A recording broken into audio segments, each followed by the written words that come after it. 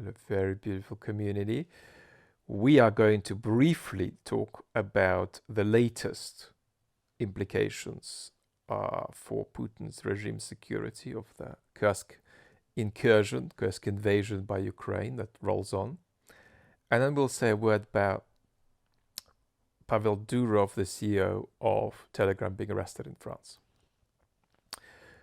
The gods are less loving of me today at the level of physical symptoms, so we'll keep this chat definitely under 10 minutes.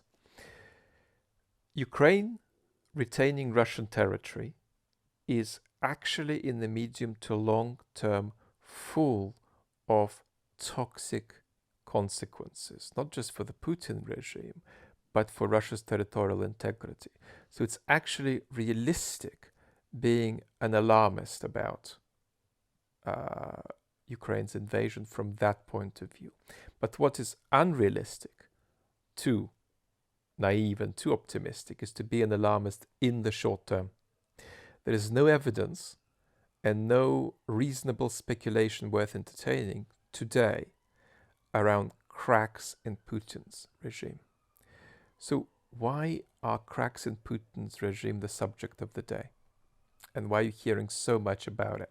And why is so much content advancing that claim doing so well algorithmically on social media platforms? Now, it's possible, of course, that a lot of the people sharing this content are acting responsibly but the cumulative effect of this is that you are somewhat being gaslit at the moment. So let's break this down a little bit. Now, one thing that's clearly going on is that there's a sense of impotence about changing the limited and declining Western support for Ukraine. And so, feeling stuck about that, it's eminently natural to just jump on and instead try to speculate about Ukraine coming out of this well by other means, such as some kind of collapse in Moscow. So there's a lot of displacement and wishful thinking of that kind going on. Whereas politically, the focus absolutely shouldn't be myths about cracks in the regime, but reflections on strategy and support for Ukraine.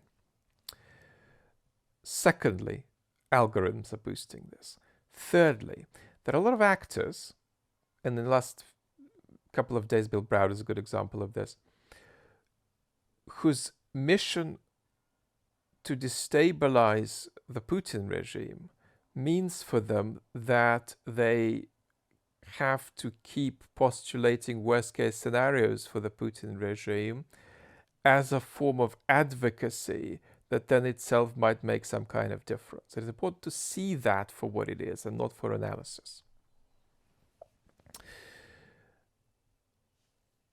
That's my current sort of holding position that I recommend on cracks in the regime. They're not freaking out in Moscow, and Putin is certainly not freaking out about what's going on. He still thinks he's winning the war. The second thing I'll say briefly is about the reaction, not just of the Russian population, but of the local population in Kursk. This isn't a surprise, but if you like, it's a certain kind of practical demonstration of some of the things we've been trying to put on the table for a couple of years. And that is that bringing the war to Russians doesn't politicize them, because they are not depoliticized out of disinterest in politics and preoccupation with their private lives. They're depoliticized because they are rejecting looking in the direction of politics. They are resistant to looking in that direction, because looking in that direction brings an enormous amount of pain. It makes them realize that their entire arrangement with politics has ended in disaster. And in fact, the more disastrous the situation is, the more they're likely to avert their gaze. So do not think that the war touching Russians more is going to politicize them more. It's another question, even if it were to politicize them, whether it politicize them for or against Putin. But it's very important to understand that this theory, you bring the war to Russia and then the population begins to politicize, is a fundamental misunderstanding of the way depoliticization, and especially that kind of depoliticization, works. It's based on resistance, and things going badly just creates more resistance to politics, not less. And as a result, it's not surprising, right, that people who have been deeply touched by the war now with Ukraine's incursion into Kursk, people in that region, might be thinking that the war started, for all intents and purposes, on August 6, 2024, for them, without understanding anything that came before. Mr. Durov's arrest. It would be unethical and premature to give any kind of commentary around details. Let me make two important points that are general, that are all about how we deal with various kinds of public squares that arise, right, in our information economy. First, very simple distinction is to distinguish the French state demanding access to information from Durov and demanding moderation from Durov. One's about privacy, the other is about free speech. So don't confuse conflicts between security and privacy with conflicts between security and free speech.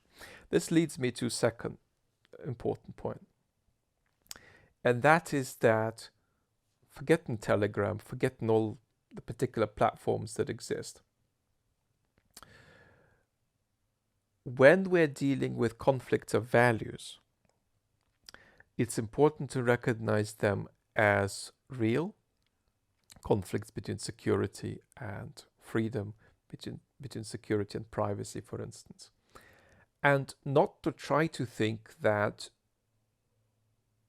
there are solutions to these conflicts that don't require responsible public discourse that recognizes the trade-offs. In other words, don't try to dress up the needs of freedom in the language of security, and don't try to dress up the needs of security in the language of freedom, because that'll mean that you're disappearing the values in conflict and pretending that there is a solution that doesn't need to reckon with the conflict at hand. There isn't one.